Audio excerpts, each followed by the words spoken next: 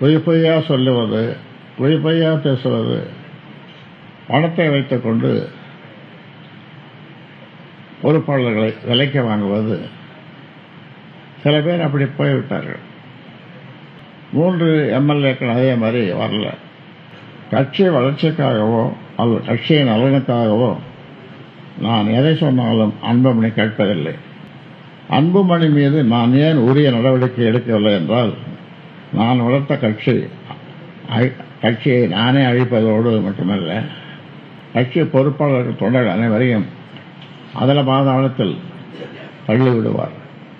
அதனால்தான் அவரை செயல் தலைவர் என்ற தலைவர் பதவியையும் ஏற்கனவே இருக்கிற நிறுவனம், நான் தான் நிறுவனம் ஆரம்பித்தேன். சுயம்பு ஒரே ஒரு தனி மனிதன் இந்த கட்சியை 46 ஆண்டு காலம், அதாவது